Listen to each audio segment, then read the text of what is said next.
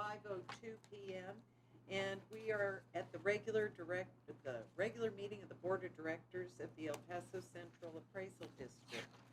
And I'll call roll. Mr. Mena, I think, will be joining us just a little later. Mr. Lowenfield? Present. Mr. Taylor? Present. Mr. Pettis? Present. Mr. Garcia? We have not heard. We did leave Okay. a message for him. We're hoping he's still going to be here. Mr. Trimble? Present. And Ms. Lucetto? Present. Good evening, and I'm Laurie Searles. I'm present. Could we all please stand for the pledge to the flag? I pledge allegiance to the flag of the United States of America and to the republic for which it stands, one nation, under God, indivisible, with liberty and justice for all. Honor the Texas flag. I pledge allegiance to thee, Texas, one state, under God, one and indivisible. Thank you. And that would take us to our first agenda item. We've got some old friends that are with us tonight that we'd like to recognize. And two didn't make it. They weren't able to, but Ms. Kilgore said she would be sure and recognize them for us. And if the board, if we stand up back here, if you join me, I'd like to recognize Mr. Michael Nahara and Mr. Mike Rosales, our former board members.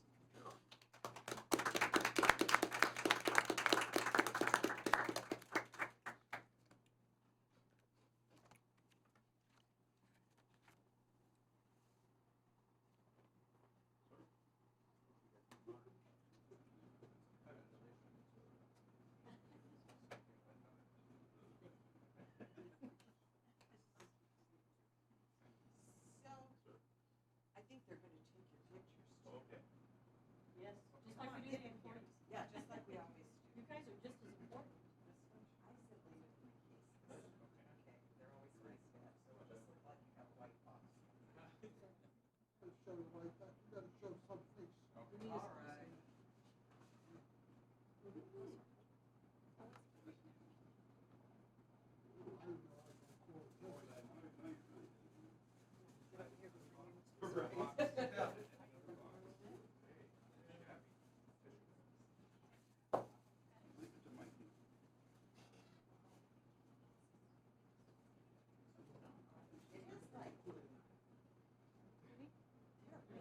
I know we're a little. Yes, David?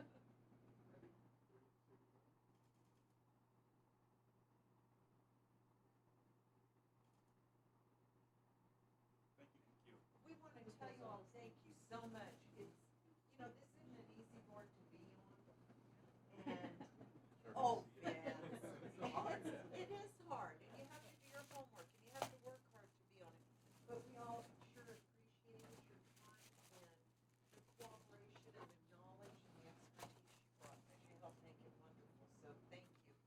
We're going to miss you a bunch and enjoy what we get to do now. I know you'll be missing it in here. Thank you very much.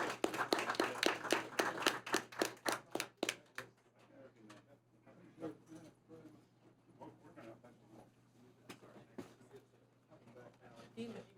Dina. Public comment? No. I just want to say one thing. It's been a real honor and pleasure to work with y'all. I feel this board, as a component of the city, is such a tremendous, important board to the well-being of our community. And I thank you for all the time and all the things that you get involved with. And to me, it was a real trip, a real honor to be part of it. I thank you so much. Well, we were blessed to have you. Thank you. Thank you, gentlemen, so much. And that would take us to public comment. Is anyone signed up, Ms. Kilgore? Madam Chairman, no one has signed up. Okay. That'll take us to number 3, approval and signing of the minutes from August the 22nd, 2019. I'll move to approve. Thank you, Mr. Pettis. Is there a second, please? Yeah, I'll second. So there was a motion made by Commissioner Pettis and seconded by Mr. Lowenfield to approve the minutes of August 22nd, 2019. All in favor? Aye. Opposed? Hearing none, motion passes. That would take us to 4, the review and the approval of the financial report for July and August of 2019. Good evening, Rosa Goldman, Chief Financial Officer. And we are presenting the financial report for the months of July and August 2019. The financial report contains the balance sheet, the report of revenues, expenditures, and changes in cash balance, the investment report, and the note to the financial report. So if you look at July, for the month of July, we had a line item over budget under the note to the financial report. And the line item is the appraisal review board. That's a line item that has $3,558 over budget, and it is due to additional protest. The litigation reserve as of July 31st is the same. Nothing has been used as of July. It is still a balance of $676,876. So now if we go to August, which is the following month, and I think in your packet it is before. August is before, and then July is afterwards. Anyway, for the month of August, we are presenting the same statements. The report contains the same statements. And we have again over budget the appraisal review board, $9,250 for the month of August, giving us a total of $12,808 over budget. And it is again due to the additional protests that were not budgeted, or we under budgeted for that line item. Additionally, if you look below on the same page, we have the encumbered funds for the litigation. So we have the litigation reserve, and for the month of August, out of whatever the bill was, $44,674 was above the budgeted amount, which is $465,000. So that amount, that $44,000 was taken from the reserve. So now the reserve, the litigation reserve, gives us a balance of $632,201. And obviously, whatever we use in September for litigation is going to have to come all out of the reserve because, you know, the budgeted amount has been used out. We're still in a fund balance as of the end of August of $5.5 million, so we're still very healthy. Yeah. When it comes to the entire budget, we still are way under budget. Yeah, that's not an issue. It's just that particular line item. Since we budget per line item, we compare the actuals to the budgets per line item. Are there any questions? The fiscal year begins when again? October the 1st. When? October the 1st. October the 1st, right. So the same as, okay. Right. I think the county's October 1st also. Any other questions? If not, do we have a motion to approve? So moved? Thank you. Second. Thank you. Commissioner Pettis? Aye. No, Oh, not sorry, I yet. sorry. We do roll call votes at Commissioner's Court. I'm so sorry, made the motion to accept our financial report for July and August of 2019, and Mr. Lowenfield seconded it. All in favor? Aye. Opposed? Hearing none, motion passes. And that would take us to our monthly health, benefit, and dental insurance plan report for July and August. Right, and so farther down from the financial statements, you are going to see that the sheet that has the entire month, and then the sheet after that one has actually 2 fiscal years. So in case you want to see, the history. So anyway, for July, we had a balance of $571,928, and then we had the ins and outs for August, giving us a balance of $599,237 as of July as of August 31st. Are there any questions? I think we talked about this during budget, but the frequent stop-loss reimbursements that we're getting under contract, I mean, is that going to likely increase rates next time around? Is it common to have stop-loss that many months? Only when we had those catastrophic, I guess, situations or cases where the stop loss kicked in. It would not kick in all the time. Just when we had an instance where we went into the stop loss and then whatever wasn't is refunded. Now, this is with TML. We will continue keeping these funds in because it'll take several months because, you know, October 1, we went with Blue Cross Blue Shield, Right. approved by the board in August. So we'll keep the fund balance in here because we'll have claims that will take several months, maybe even up to 9 months. We want to make sure, so this will be a totally separate report. And going into Blue Cross Blue Shield, we don't know what type of reports we're going to get from them. So it may be a couple of months before we give a report based on that because whereas with TML, we handle the accounts, the bank accounts and the issuance of the payments, Blue Cross Blue Shield handles all of that. So as we get into it, we'll find out. But we will keep you up to date on this one. Thank you. What is the stop loss amount? At what point does it kick in? You know what? I can't remember. Yeah, when well, it kicks in. we have the two types. So right now I don't have the exact amounts for each of them, but we can give you the information. We can get that information for you. It's quite a bit before it kicks in. Okay, thank you very much. Thank you. Crystal. And that would take us to the Ward Law Appraisal Group LC report. Good evening. We do have Charles Williams here today to give you a presentation. There we go. Is that where you wanted to start? Actually, let's back up. There we go. What we've asked is for them to come in and give you an update over the summer, what they saw. For those of you that are new to our board of directors, Ms. Lucero, and by the way, we do have 4 new members that will be coming on the board for the next couple of meetings. All the entities had been notified with letters the last week of October that they need to reappoint for the next 2 years. So Ms. Lucero, Mr. Mena, Mr. Garcia, and Mr. Clayel are on for the end of this year, and then they'll need to be reappointed going for the next 2 years because we run on the 2 years for board members. So, but anyway, so Ms. Lucero, what happens is we hire out, we bring to the board the different companies. There's only about 5 companies that appraisal districts will contract out to do specialty properties like the refinery, like the electric company. Their companies are made up of engineers, and they can go in and do a very detailed report, and they do it throughout the state of Texas. So we're done with our protest season for 2019, so we bring them in to give you an update on their portion of it. Okay. Members of the board, thank you for allowing me to share some of your time today. As I'm Charles Williams, I'm the president of Ward Law Appraisal Group. And as Ms. Kilgore said, we appraise complex industrial properties in the state of Texas. And for El Paso CAD, the complex properties are things like refineries, electric utilities,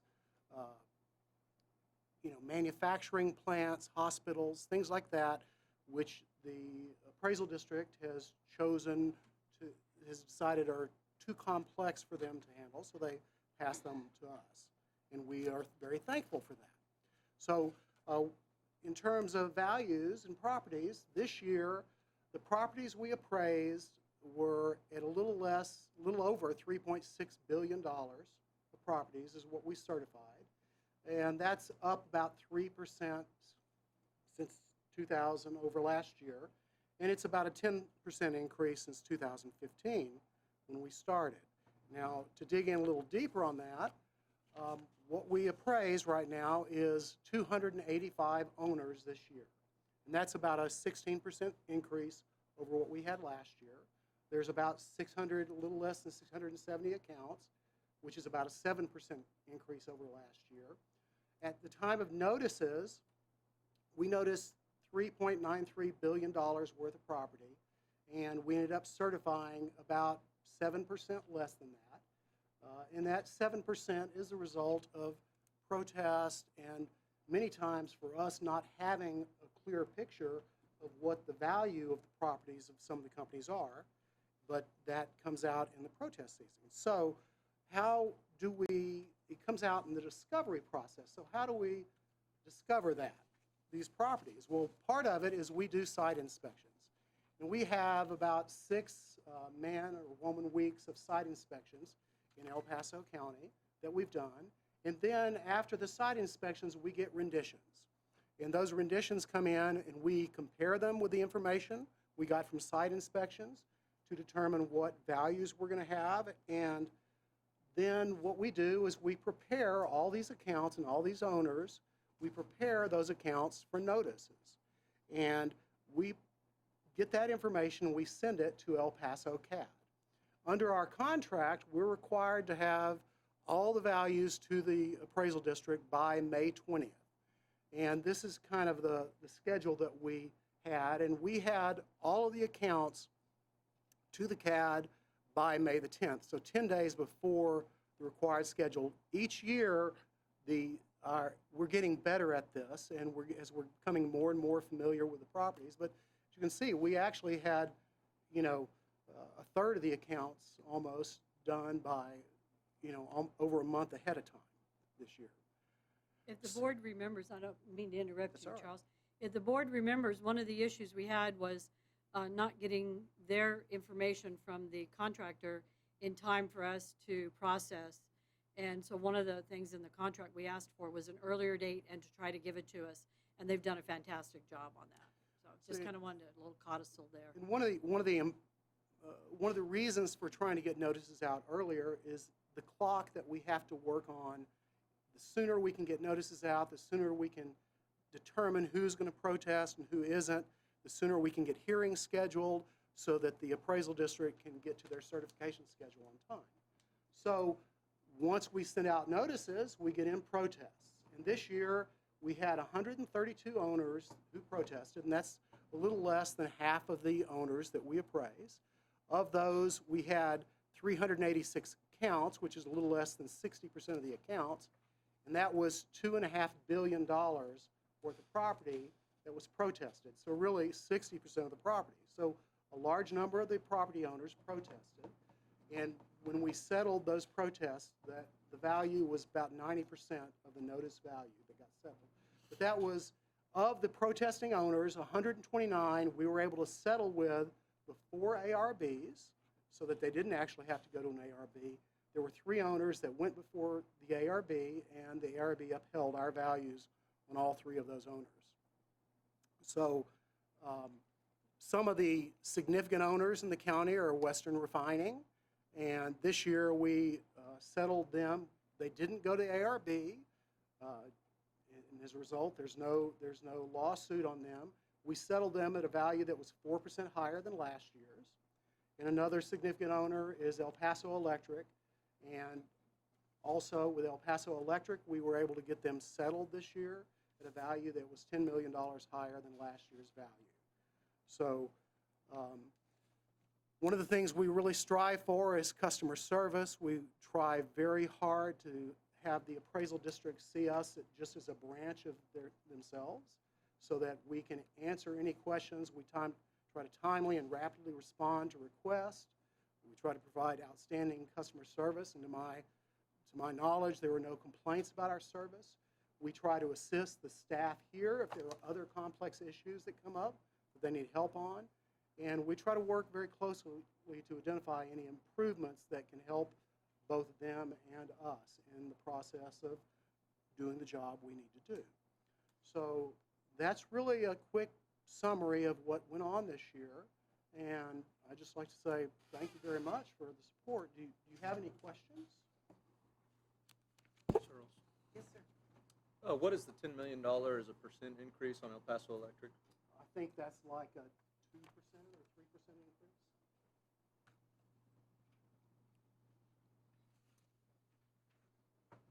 Any other questions? Yes, sir.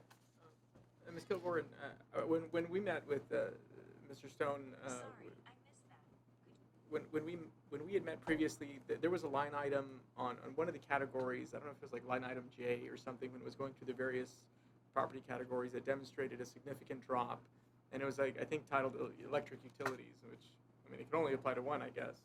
But did we ever follow up and see why there was that significant drop? That was on the state report. Yes. I don't think we did, no. But I can look at them and see where the drop occurred. I believe we got that corrected on the state report on the J. There was something that they, I don't think anything was because we wrong. ended up passing, so I'm not sure. We'll look into that, I'm not sure. We could just follow up. Um, Most do. of the utility properties are appraised by ward law.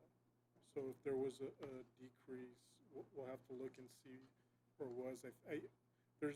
There's about 9 categories of utilities that the state comptroller's office categorizes, and I think we had a drop in one of them, but I can't remember off the top of my head which category it was, but I can look at that and get back to you. The state Okay. has various categories of properties, of utility properties, and they do their own review of those properties also. I believe El Paso Electric in the past hasn't been on that study, but I believe they are Right. now going to be, or at least the state has indicated that they want to put them on the study. And what I just asked Mr. Thompson, he worked on the property value study and on the state report. There was an issue on the state coding, and so the coding was corrected and it worked itself out. So we were no longer at that low amount. That was the coding that was, because of the new changes on there, there was a coding issue. When we fixed the coding, then we were okay. Just follow up with And you just with so I whatever can, the- just so I can understand, so was it that the value itself went down, or that the ratio was low? From what I recall, I mean, this was several months ago, that the value dropped by like more than 50% from one year to the next, and we had asked about why that was the case. Right, I and it was just kind of actually- learned over and was talking to Mr. Thompson, and he said there was a coding issue, the state code. The state codes changed, so when we corrected that, then that corrected the value. Yeah. We'll follow up on that just to reconfirm that, Commissioner Pettis. Thank you very much. Thank you very much. We really appreciate having the opportunity to work with you. We appreciate your service, thank you, and thanks for the report. There were no other questions? So now we need to discuss and possibly have some action for a designation of a voting delegate and an alternate to attend the conference. I think it's in February, correct? Yes, ma'am. It's February 23rd through 26th. It is in Dallas this year. The board usually waits to appoint an alternate and a delegate in January or even November, but we went ahead and put it on early in case the board wanted to discuss it. We do have new board members, so I didn't know if you wanted to let them know what the dates were and see if they were interested in attending. So whatever the board action is. But aren't they possibly going to change in January? Is that what Yes, you they told very us? well could So, because everybody's up for reappointment yes, from their entities that's as kind of a January. Except for me, I was reappointed. Oh, you already got, okay, so you're staying? Yeah. Okay, good. We just haven't gotten the resolution yet, so make sure It we was get it. just yesterday, or Tuesday. Oh, it just happened Tuesday? Okay, great. So, okay, we know she's on. Okay, very good, thank you. But we wanted, a lot of times we give out the information, we don't give it to you till January. And then it's, you guys have to check your calendars and check your schedule. So we thought we'd go ahead and give you the information. Now, what's attached is the information on the first page is where it's at and the dates for 2020. And what's attached is the 2019 agenda so that the new board members could get an idea of what's on the agenda at this conference. And for Ms. Lucero, this is a Texas Association of Appraisal Districts. It is an association of all the appraisal districts in the state of Texas. Board of directors attend, and they have special board of directors training. We do bring in our lawyer. Will come in January to do, we're waiting, maybe February, we're waiting to make sure the reappointments get in place to do a training of all of the board members. We do bring in, and it's about a 2-hour Yes. training that y'all's attorney will give you. So you will get some training, but we don't have it constantly. We just wait till after the members are appointed, usually January or February. So we kind of wanted to get the information out there so you guys would have the dates, and you could be thinking about, do you want to go, do you not want to go, who wants to go? So you don't have to act on it today. We're going to go ahead and the room reservations start tomorrow, so we're going to go ahead and reserve like 4 rooms for Very board good. members, just to have them. We can always turn them over, but we're going to reserve four rooms for board members. If we need more, we'll get more. But There you was know. a problem last year with more, if you'll recall. Yeah. Maybe you ought to expand that. Want me to reserve for 6? Mhm. Okay, I'll let them It's know. easier to cancel Wasn't than. a problem for me, though. I'm just kidding.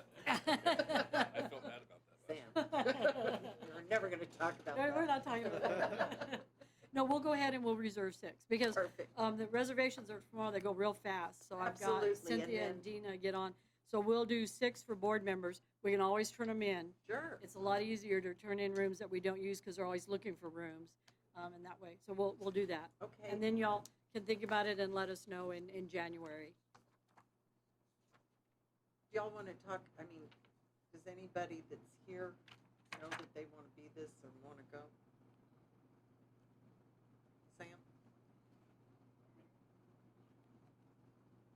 We do need A lot of one. us ended up there last year, and I think a lot of us did, kind of got a lot out of it, but I don't think we need to vote on anything right now. Okay, The rooms are reserved, and just Yeah. let it, let it you sit. feel the same way, just let it settle for now?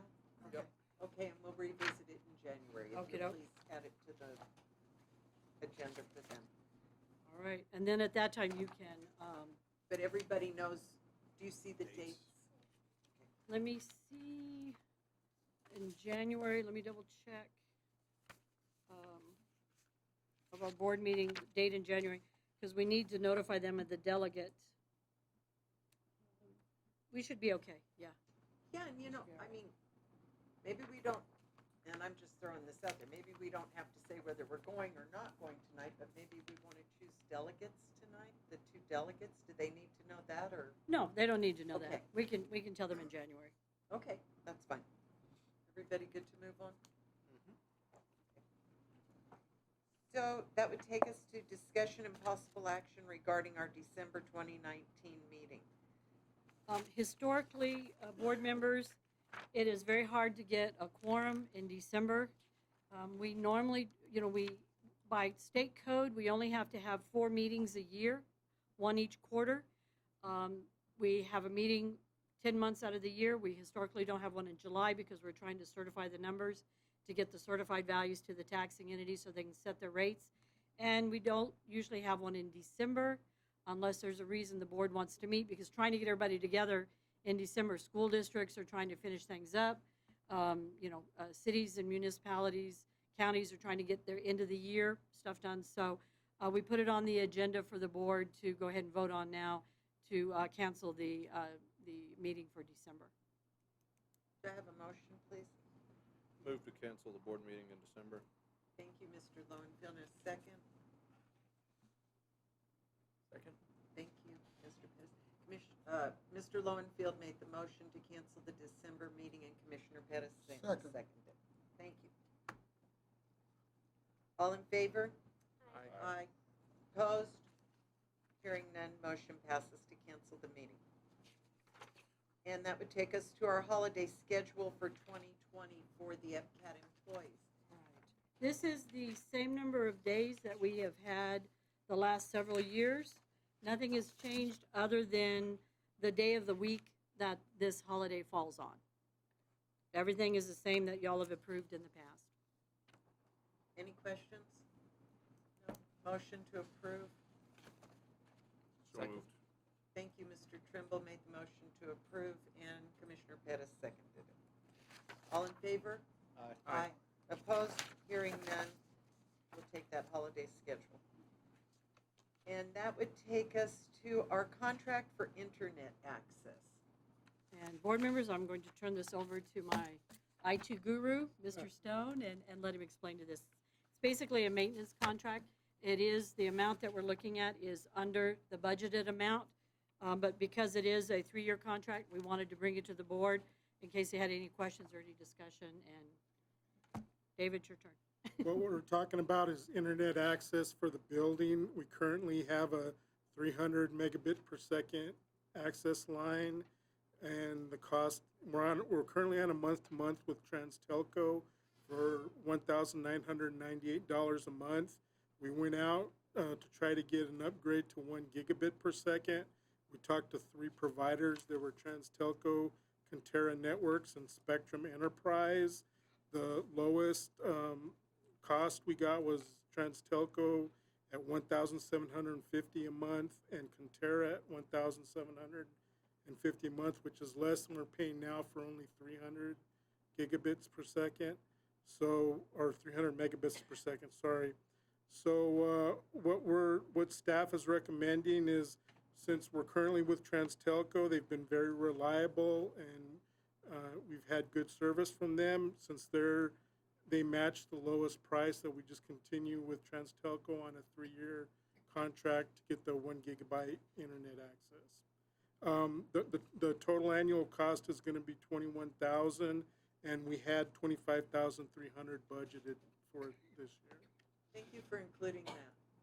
Does it increase year over year, or is that the price locked in for 3 years? That's locked in for 3 years. Remember, board members, we are going to have to do a lot of extra stuff on the internet. We have to have a lot of, on a website with all the taxing information from the different taxing entities, their dates that they're having their rate hearings, the rate amounts, and so all of that is being added in as of January 1. There's going to be a lot more information that we have to have out on the internet on our website for the public. So You need an action for this? if you would, because it is a 3-year contract, so we would like, that's one reason why we brought it to the board. You know, we've told the board when we have contracts like this that we're committing ourselves, that we wanted the board to be aware. Can I just have a quick Yes, question? please. You know, regarding the procurement process, so I mean, I heard you mention that TransTelco matched the lowest price. I mean, so how does the procurement process work? We So- just called them and asked them for bids. We identified the providers in the area, asked them for bids. We got these 3 bids, and they just happened to bid the same amount as Conterra. We don't tell them. Yeah, we don't tell them who's anybody bidding what. anybody else bid. Yeah, that's no information that goes out.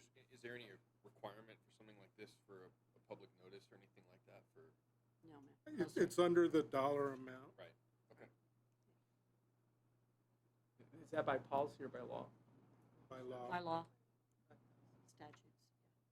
Normally, what we'll do is that even if it's a low dollar amount, or we're not required to go out to bid, we'll go to 3 providers and get quotes, so we make sure that we're getting a good price on the goods or services that we're trying to get.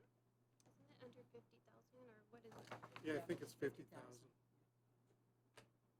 We will never just go with one. Even if we like who we're using, we'll still want to go out and see if there's another provider or somebody that would give us something different. So we will always give you 3 to 4.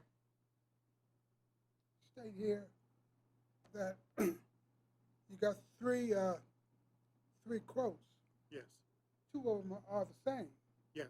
Why does it matter where the differentiation comes in, where you made the decision to keep the current contract? Well, that's why we decided to keep the current contractor, because we haven't had any issues with internet access or reliability of service or anything else. They're a known entity. It's been excellent service. Yeah. And since they matched the low bid, we don't see any reason to change providers. When we get 2 bids that are the same and one is a current provider, we'll always give, if we've had good service and have had no issues with them, we give them preference, because changing over to another provider, there is some cost in that, just in staff, in having to change over to another one. So in the grand scheme of things, we are saving a little bit because we're sticking with the provider we already have. We're not having to do a changeover. So that's the recommendation. Do we have a motion? Mrs. Sarah, you look like you'd like to do it. to approve the, is it Trans-Telco. Trans-Telco to be the Thank internet. you. Ms. Lucero made the motion to contract with Transelco for internet access. Is there a second, please? Second. Mr. Lowenfield seconded that. Thank you very much. All in favor? Aye. Aye. Aye. Opposed? Hearing none, the motion passes. And Ms. Tracy, that bring your report up. Good evening. Good evening, Board of Directors. Tracy Carter, Taxpayer Liaison Officer. Well, we started advertising for appraisal review board members in August, and we had a great turnout. We got 32 applications. Judge Linda Chu has 20 positions she needs to fill for the appraisal review board. So I've been working with her extensively on this. Hopefully by the end of the month, she'll be giving me a list on who she appointed for appraisal review board member.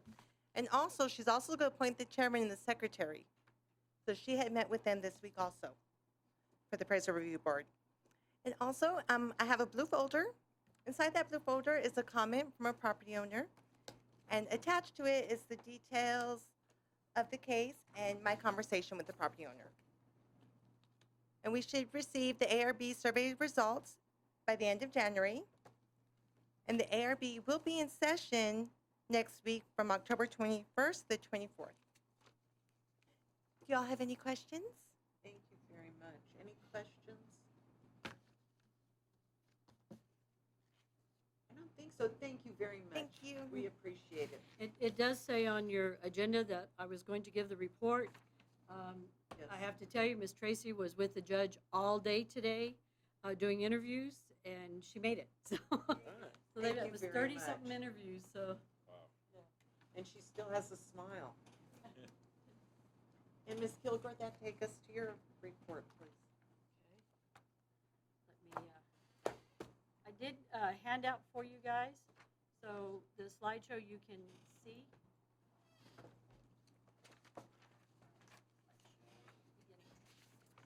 So that you can see it.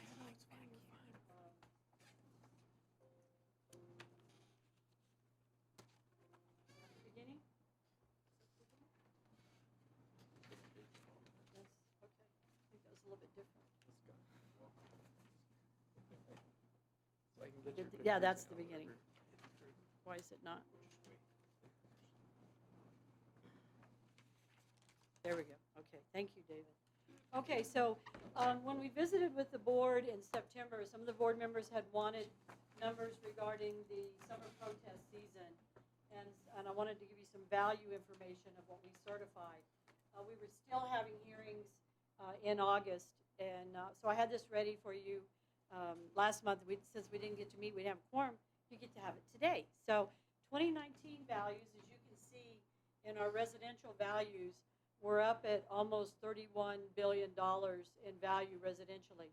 Commercial, we're at 14.7. Commercial vacant, we're at 2.5.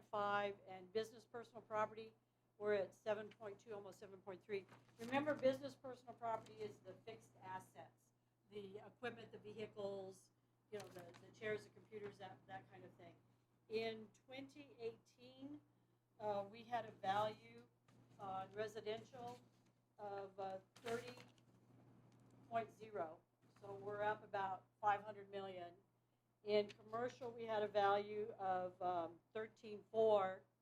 So we are up in commercial properties to 14.7. In vacant land, your vacant land values will go up because as they become improved. We were at 2.4, we're at 2.53. And your business personal property, we were at 6.6, we're at 7.2. So you can see we are increasing. We did have quite a bit of an increase in commercial properties. So what I wanted to show you this year is we're at about 55% of the total tax roll is residential. 45% is everything else. It's your business, personal property, your commercial, your agricultural, your industrial. Last year, residential was 58% of the roll. So we are seeing a little bit of a change. This was 42%. So we're seeing about a 3% increase in other properties and a little bit decrease in the percentage of the roll that's residential. That doesn't mean residential values have gone down. That just means that commercial and other properties, we're either seeing new properties coming in, new businesses coming in. we're seeing an increase in value. So I thought that was interesting for the board to know. Now let's go into protests so you can see what we did. This slide will show you, and like I said, you guys have got the handouts. This slide will show you by department the count of 24,500 total, and you can see we had 5,700 protests that were commercial, 15,000 that were residential, and about 3,700 that were business personal property. Now, I broke it down by value of what was under protest. We had about 14.7 billion under protest. We certified right under $45 billion in value this year for the county of El Paso. Well, UMC, we always use those numbers because they have the least amount of exemptions. School districts have a lot of exemptions and entities have a lot of exemptions, so use that number. So you can see residential by this 14.7, 2.5 is residential, 3.6 is business personal property, and 8.6 value is under protest by commercial properties. So you can see the difference. Most of the ones that protested are residential, but most of our value is commercial properties, which we all know. Now, I also divided this, and I have to give credit to a young man by the name of Eric Wright with our research and development department. He helped me put together the graphs and the charts so that we could show it to you in a very visual way. So what this one shows is how much value was retained and how much was lost. This is commercial. So we were able to retain just a little under $8.1 billion. We lost about $13 million. So we retained about 94% of the value in commercial. In residential, we retained 94% and lost about 5.6%. You can see the loss versus retained. And then in personal property, we retained 3.37, and the loss that we had in business personal property was about 6%. Now remember, when we're looking at something, and I'm going to show you by department, informally and formally. Informally, you will probably see that's when they come in and visit with an appraiser. That's when they bring in information. Because for an appraiser to adjust a value after we send a notice, it's based on the information that the property owner brings in. So you may see a larger amount of decrease in value, but it's because the taxpayer brought in the information. When a taxpayer brings in the information, we have to go by that information. If it's good information, we verify it, we document it, what have you. So this is residential protest. This is the count and the value lost for residential. What we did is we put the no-shows. We had 9,600 protests that they didn't even show up. We had 6,800 that withdrew. So formally settled, we had count-wise, I'm sorry, that's value. Blue is the value and brown, I guess, is the protest count. So that's your value for no-shows. We had 2,700 no-shows and 1,500 withdrawals. So formally, we settled 4,100, I'm sorry, 4,165. Those are the ones that went before the ARB for a value of $44 million. The ones that were settled informal was 66, almost 6,700 protests were settled informally with an appraiser for a value loss of $98 million. Sounds like a lot, but that's because they brought in documentation. They brought in information that we did not have access to prior to the notices going out, and that's what we want people to do. Now, here's the difference. Personal property, they bring in their information. So you've got your value loss, and you've got your parcel count. So informally, we settled 843. Formally, those that went before the appraisal review board was 1,500. Now, in residential, you can see value loss from no-shows to formally to informally. We settled a lot more informally.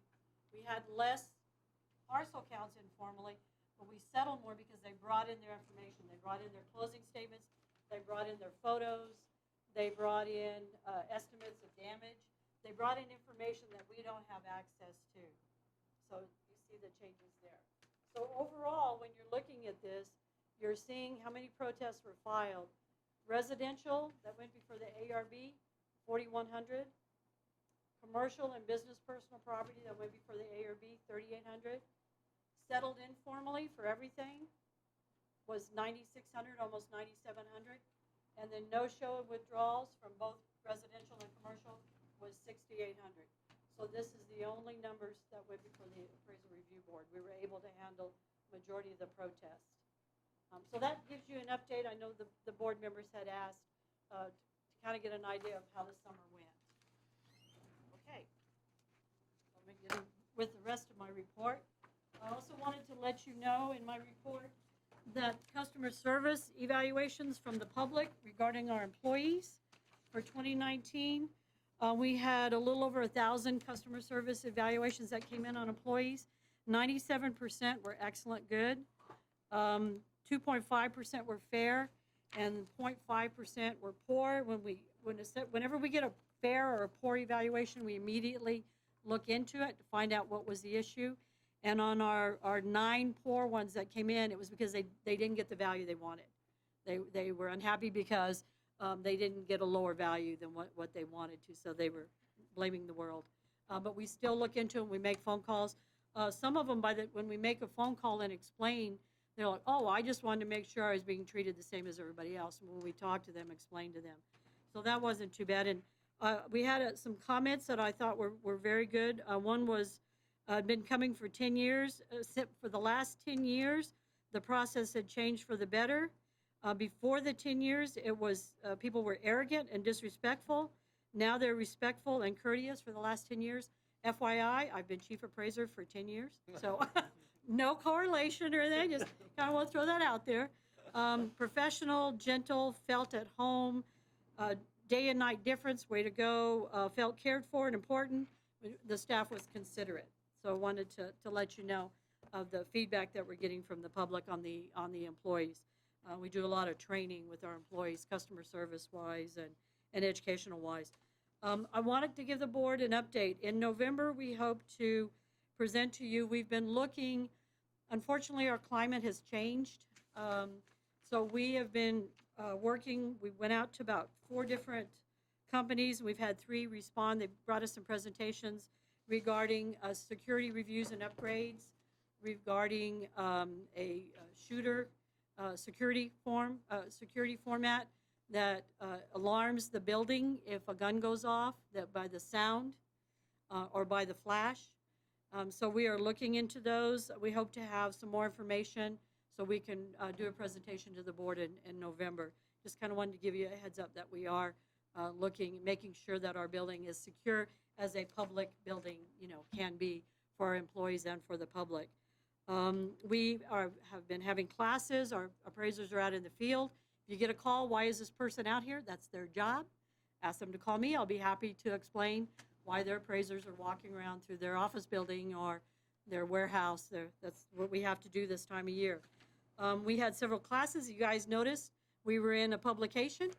They came in to do a class on record retention to my clerical staff. So not only are the appraisers getting training, which they have to by law, we give training to our other staff too. So we had a 2-day training regarding record retention and what's required under federal and state requirements. We also had some IAAO classes, state required appraisal classes, a new law review. We're sending people to an exemption. We just sent some folks to business personal property update. So we are continuing education. Our appraisers have to have it to keep their license. When you guys leave, we're starting. I'm hoping to have it ready to unveil on Veterans Day. We're starting a veterans wall. The county has a veterans wall that I think they showcased a month or 2 ago, and it got us to thinking. So our veterans wall, we've received a couple of accommodations from veterans groups. One of them, Mr. Cameron came in, and Mr. Hurd came in and presented it to the board, to us. And then we received another one from a VA organization, a state flag that was flown over the Capitol. And so we wanted to know where we could put those, where the public could see it. So we thought, you know what? So next, on the first floor, when you're standing at the elevators, if you look to the right, we're going to start a veterans wall. We're going to get photos of all of our veterans to put on there, and we're going to have a sign that says, EPCAD veterans, thank you for your service, something like that on there. So we'll have a little veterans wall. So it'll be not people who have passed or who have left, but people who actually work here, employees that actually work here, just a little recognition. So that's something new that we're putting together I wanted to bring to y'all's attention. And again, anybody who has neighborhood groups that they have a neighborhood meeting, for those of you, I don't know which ones, I know County Commissioner does, where you have folks that you meet with the neighborhood, we're available for any type of presentation for the public. And that's it, unless the board has any questions for me. Any questions, Gordon? Yeah, I had a question. Sure.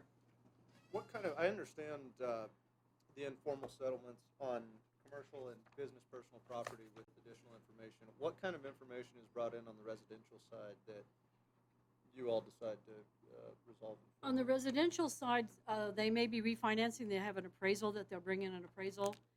They may have just purchased the house. They'll bring in their contract and their appraisal that they had done. They may be in an area that has been upgraded, but they have not upgraded their house. Because remember, we do mass appraisals, so we look at a neighborhood as a whole piece. And so, my perfect example is, say, Cielo Vista or Logan Heights, where they still have folks that had not upgraded the carpet or the appliances. We don't know that because we don't have access. With commercial properties, we have access, but in residential, we don't have access to the property. So we do outside measurements, and we go by outside condition and what it looks like. So they bring in things that are very specific to their property. They may bring in information that shows that they have a neighbor that has a junkyard. Or we had one instance where a property owner brought in documentation that showed their neighbor had a kennel in the backyard, and they were not upkeeping it. They had reported it, but still the smell, when they were trying to sell their house, the smell coming from the backyard made a difference in what they could market their house for. So those are the things we look at. Something that would mean that the market area that we've determined in that neighborhood, they would not be able to sell their home at that market because they have extenuating circumstances. And we may not be aware of that. They bring in photos that show damages. They bring in estimates of the repairs. We ask them, okay, give us some kind of estimate as what it would cost you to repair. Just call a couple of people, they'll give you an estimate. They'll have a market analysis done by a realtor, and they'll bring that in to show that they don't fit the neighborhood or the classification that we have. Some people will come in because the square footage. From the exterior, we may not be able to see that it's a big loft area or big high ceilings because there's no windows. You would be amazed at how many times we get in trouble for looking through somebody's window. So, they don't always do that, can't do that. So they'll do an outside measurement, and then they'll come in and say, well, here's photos. You have me as a full 2-story, and I'm only a fourth 2-story. The rest of it is high ceiling, so we have to make adjustments. We may have them in a neighborhood that has been converted to refrigerated air, and they have it, and it's affecting their sale capability, their sale price. So that's just a couple of examples. Great, does that answer you, Mr. Lowenfield? Yeah. So next year, if you want to protest your house,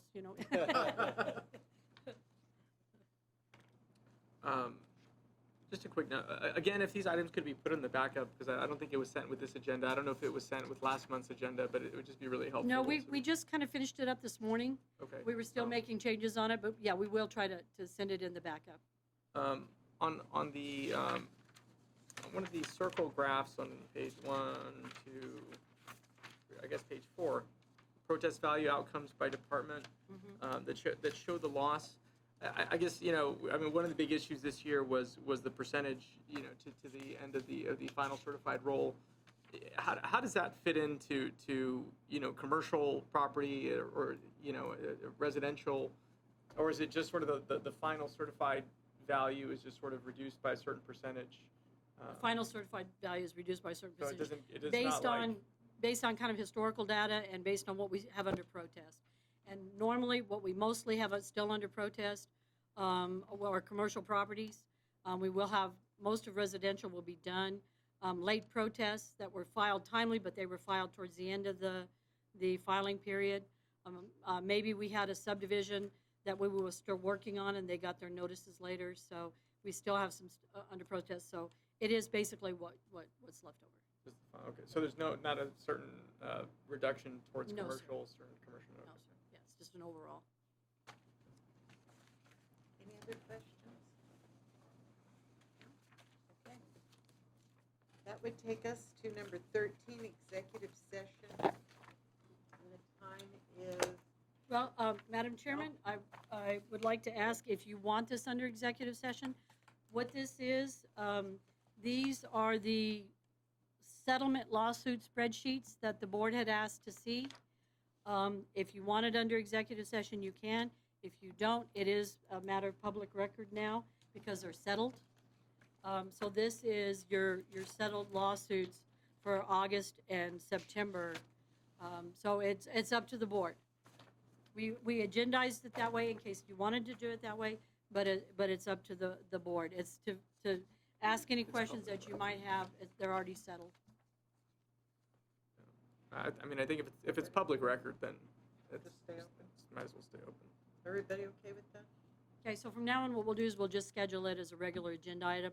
The only thing we'll have under executive session will be lawsuits that have not been settled, Right. that were still in litigation. Is that all right with the board? Yes.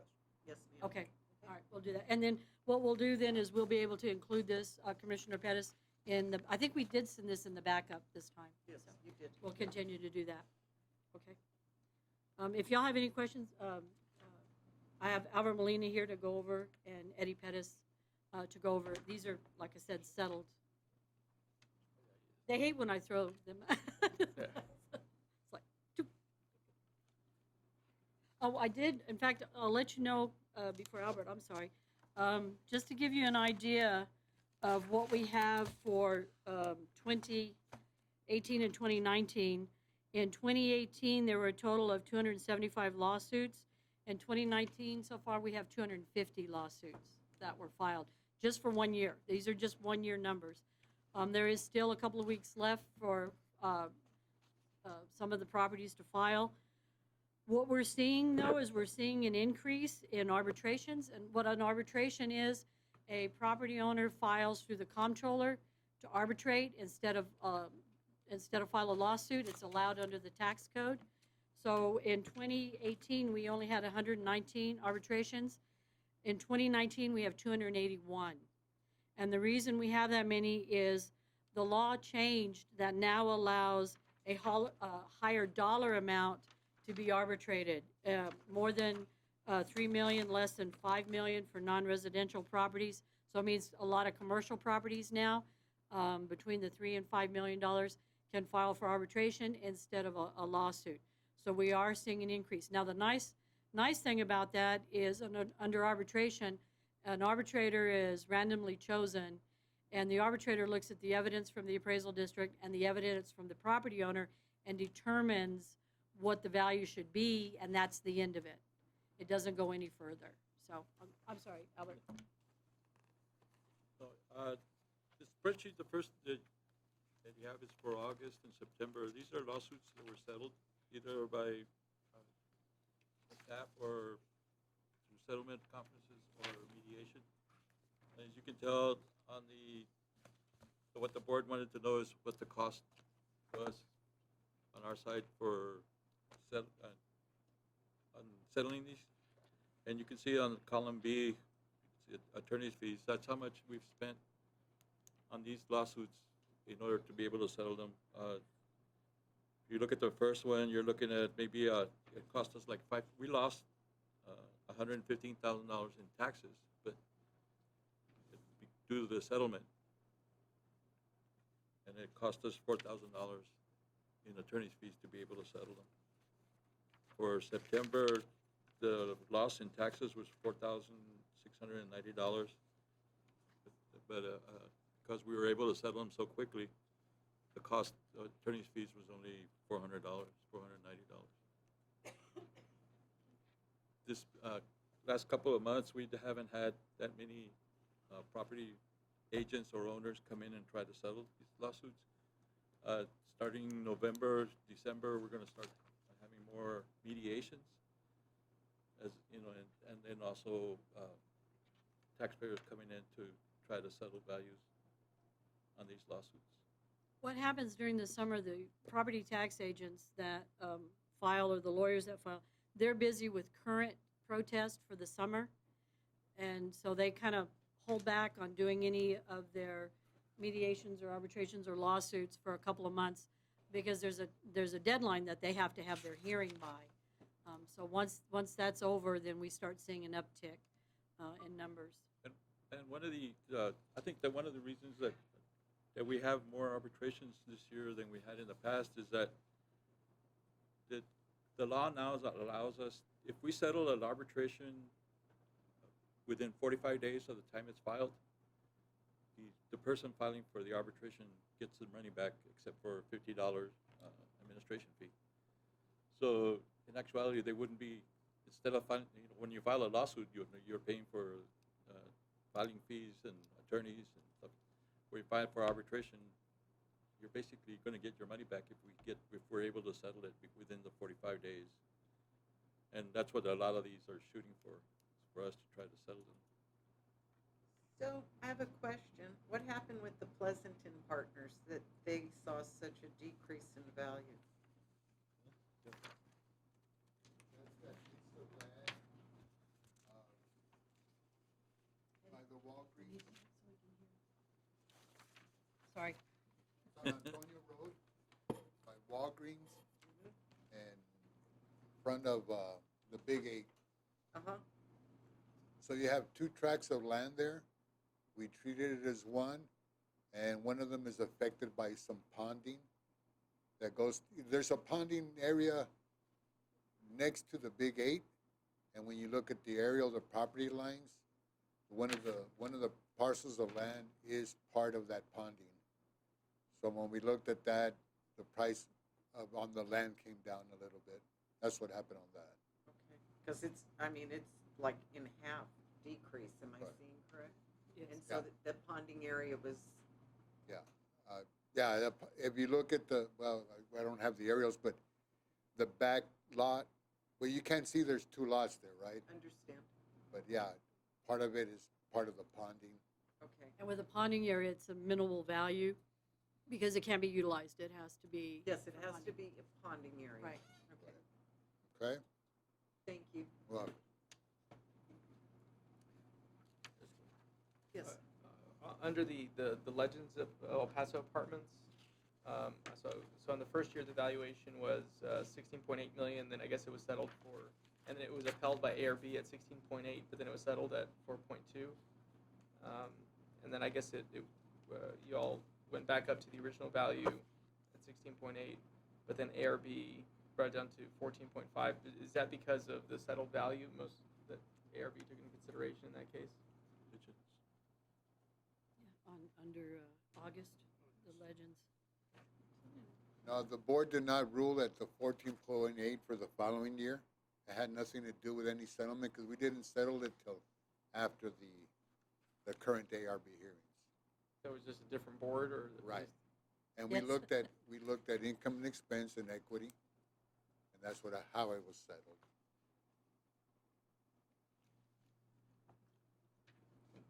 Thank you. And while you're still up here, you want to speak to the Lowe's issue, the set, number 2? With the ARB at 3.2 million, plaintiff offers 777,000 and settle at 2.1. I mean, it just seems like a Right. pretty significant swing. That Lowe's is the one at Las Palmas. Uh-huh. It's next to the Kohl's, and the Kohl's and the Lowe's are on leased land. So when we looked at an income approach on that, we got a total value based on income, and then we had to back out the land leased amount, market value for the land they lease. Because the only thing on that PID is the improvements only of the store, and we have a separate land lease The land's on Land another account. account. that has both the Kohl's and the Lowe's on it. So it's just a matter of backing out the land value? What would be the attributed land value? Do you make up the amount on the other? Ma'am? Yeah, the land is looked at as a whole as if it's vacant, and so it's looked at, so what was happening with the value on this one when we did the income approach, it's for a whole value including land, so we had to abstract that out, because it was like a double, like we were assessing the land twice. So we had to back it out of that one property, because we were already picking it up under the owner of So the both pieces. prior year, did that just somehow go unnoticed? Or, I mean, Well, it's the way that the property was valued at on an income approach. And sometimes we don't know which ones are leased until they come in and tell us. If we know it's So- an entire center that's leasing everything, but some of the centers, they have different owners for different portions, and we never know if it's a land lease or if they own the land. And then once they came in and brought us that information, then we had to make that so adjustment. this is the first time that they brought that information? Because I mean, that store's been there a while. Yeah, there's a new agent and a new attorney. A lot of times, 1 year it might be valued under the cost approach value, and then the following year it might be valued under the income approach value. And when you're doing that on the income approach, then you have to subtract the income from the land from that. And that's what causes the differences. We have to do the same thing if we're doing like a hotel or an apartment complex, and we have a personal property account for all the furnitures and fixtures and appliances. If we're doing the income approach, we have to reference the personal property account, because we're going by income by rents or by room rate, which includes the furniture. So we have to include one or the other. So with this one, the land was already being included. Again, we weren't aware of it until they got a new attorney and brought them in and said, did you know we had a land lease? And things change. They sell to different people, and we don't, we try to get that sales information from the deeds, but sometimes maybe it wasn't under lease at the beginning, and then it became under lease. So it's easy when it's a government municipality that's leasing, like the city leases the stuff at Butterfield. We know that, but on individuals, we don't always. And we also have to look at the lease agreement to see who's responsible. Because sometimes they may be leasing it, but yet it still has to, the land stays with the building. Or the lease may say, no, the land is part of another parcel. So this is when we find out information if they'd given us this information before the lawsuit, we could have done something, but they don't give it to us until after they file the lawsuit. If they'd brought that information in at the time of the A or B hearing, the Appraisal Review Board hearing, we would have made the adjustment at that time, but they didn't bring it in. Mr. Taylor? Okay, I'm looking at lines 5 and 6 for EPISD apartments.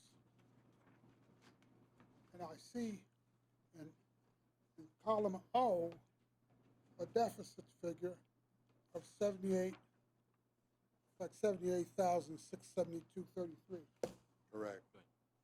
Loss in tax. Explain that. That's a total tax rate. That's That for all- includes for all the the city. entities. That includes your amount for the city, the school, the county, the community college, and the hospital. So your portion of it from the school district would not be 78. You're not losing 78,000 just for EPISD. It's divided amongst all the different taxing entities. So say for an example, the city, the 78,000, their tax rate at 82, whatever the value difference would be, that would be subtracted from that 78. So the 78,000 is not all from one entity. Does that make sense? It's a total tax rate for all of the entities for that. So the portion that would be the school or the city would be different, or the county. So did that kind of answer your question? Yeah, the whole 78 won't come from the school district. It'll be just the portion, whatever the tax rate is applied to the change value. Yeah. Thanks. And I hope you noticed that the other 3 lows settled at a no value change. I did. I did. And is Lowe's one of those entities that just challenges all of its properties? Yes, sir. So are those all the Lowe's locations in El Paso? I don't know if these are all of them. They are all of them? Yeah. We have Lowe's, Home Depot, Kohl's, Circle K, 7-Elevens, Walgreens. Walmart's. They just do a blanket on all of their properties and file protests on everything, so, and that's just kind of a standard, they do it every year. Do y'all like this spreadsheet like it is? Does it give you the information that you were wanting? Yes. Okay, then we'll keep this spreadsheet, we'll keep it in your packet, and we'll make it as part of a regular agenda item. Okay, thank you. Very board good. members. Okay. You know, actually, the only thing I would suggest is you just put a percentage decrease or increase somewhere from the, whatever was the prior year's value to whatever was settled. That would be just helpful to. I knew you were going to suggest something, Mr. Commissioner Pettis.